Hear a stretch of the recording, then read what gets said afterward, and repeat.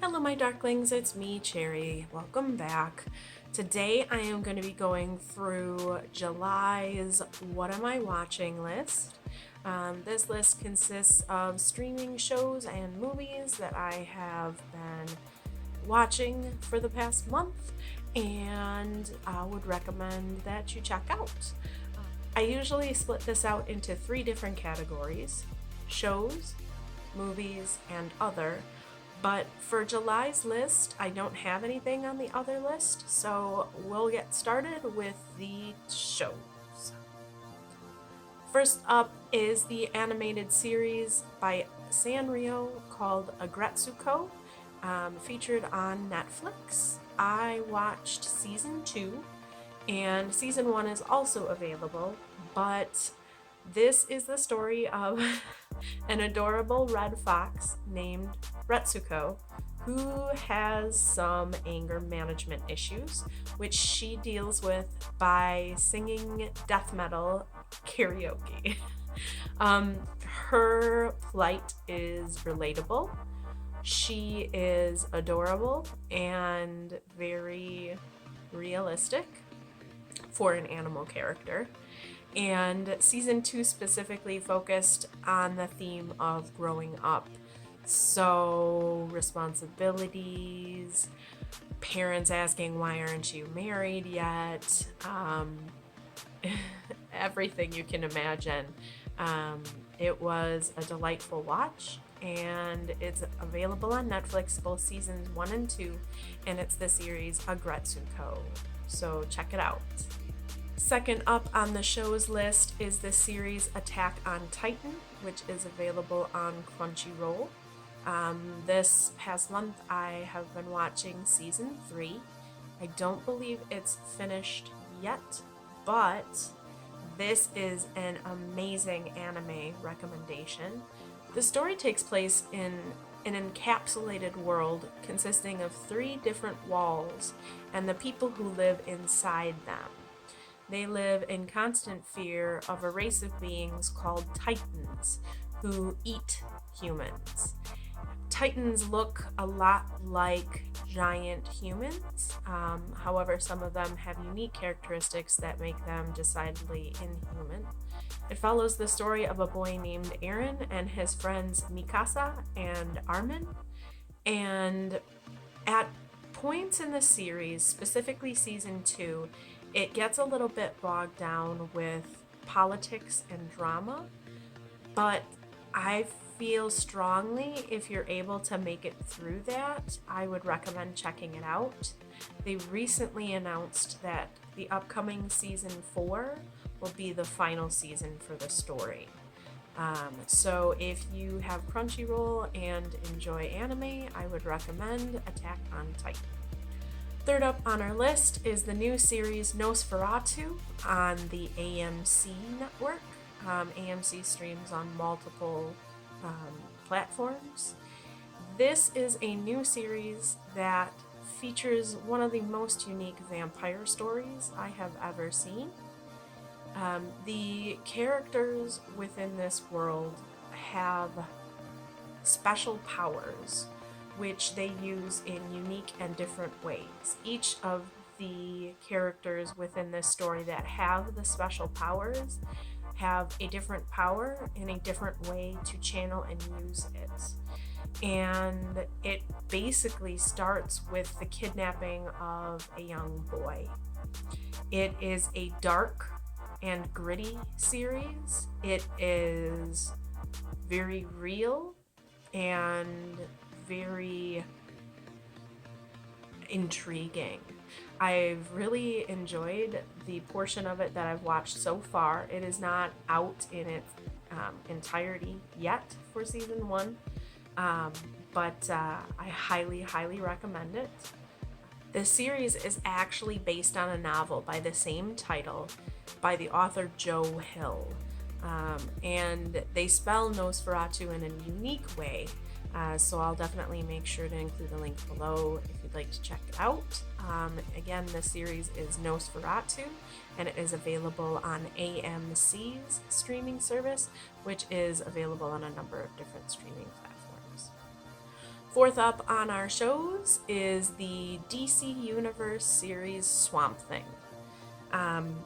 Unfortunately, DC has announced that due to a tax snafu with the state of North Carolina, the first season of this series will also be the last season of this series.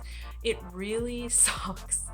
It really sucks that they're cutting this series off at the knees.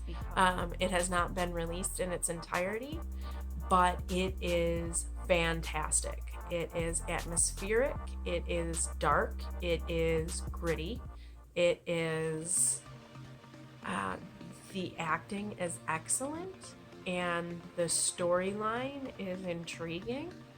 I highly recommend it, and am super sad that there won't be any more of it. But definitely check it out. It is available again under the DC Universe streaming service, and the name of the show is Swamp Thing. Moving on now, we are going to check on into the movies section of the What Am I Watching series for July. First up is the movies that I've watched on Netflix. These are available right now in the US for streaming. First up is The Autopsy of Jane Doe.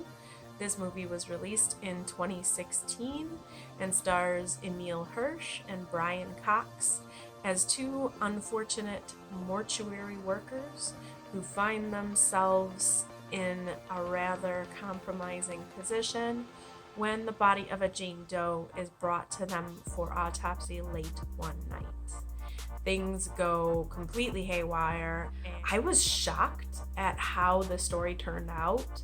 From the previews, I felt like it was going to be predictable, like I knew it was going to happen, but it was not what I thought it was going to be.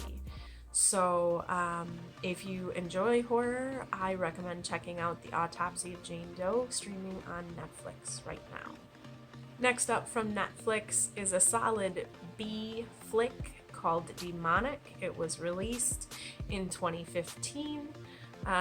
It is most notably stars Scott Mecklewitz, which you may know from Road Trip fame as the Scotty who doesn't know.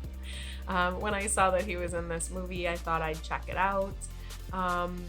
It featured some great jump scares. I mean, it got me quite a few times. And while it wasn't the most amazing production, I really appreciated its B-movie nature and solid horror plotline. So if you are down for some B-movie goodness, B-movie horror, check out Demonic on Netflix. Next up is my selection from Amazon Prime. I checked out the film The Vanishing. This film was released in 2018 and stars most notably Gerard Butler. It is based on the true story of what happened to 3 lighthouse workers on an island 20 miles off the coast of Scotland when they find what appears to be a dead body and a big wooden chest washed up on the shores after a stormy night. It is unexpected unless you've watched the trailer. It is well acted, and the overarching theme of the movie deals with the crippling power of greed. If you are interested in a solid suspense film, I highly recommend The Vanishing on Amazon Prime. Next up on our movies list is a selection from Hulu. It is the 2016 film The Limehouse Golem, which stars Bill Nighy and Olivia Cooke. And it is based on the 1994 novel titled Dan Leno and the Limehouse Golem by Peter Ackroyd. I mostly was interested in this movie because I enjoy mysteries, and it takes place in Victorian London, which is a fascinating time period in my opinion. It features fantastic costume porn and a fantastic take on the Limehouse district of London. It is about a series of grisly murders that took place in the Limehouse district, and the story of the detective who's investigating those murders and some of the suspects that he comes across. It has cameos from many historical figures who were in London at that time, including most notably Karl Marx. Some of the reviews I read about it said that it was predictable, but I don't know if those reviewers read the book. I have not, and I was flabbergasted. I thought it was well acted. I thought it was unpredictable. And if you enjoy Victorian London murder mystery movies, I would definitely check out The Limehouse Golem, available on Hulu. Last but not least is a sort of oldie but goodie, available on Starz. It is The Muppets and the 2011 movie about the Muppets. It starred Jason Segel and Amy Adams as a couple of adorable kids who take a trip with his younger brother to LA to visit the Muppet studio, and things sort of spiral from there when they find out that the studio is going to be purchased by a Texas oil magnate and potentially torn down. It's a really cute and fun comedy. I really enjoyed it. If you like the Muppets, I highly recommend it if you haven't seen it yet. It's a little bit older, it's from 2011, but I enjoyed it nonetheless. It's a great mood lightener and always good for a laugh. So definitely check out the Muppets 2011 film, available on Starz. So that is it for the What Am I Watching in July of 2019. Thank you so much for joining me. Please leave me a comment, hit that thumbs up if you liked it, subscribe, don't forget to tap the little bell, and please stay lovely. I'll catch you next time.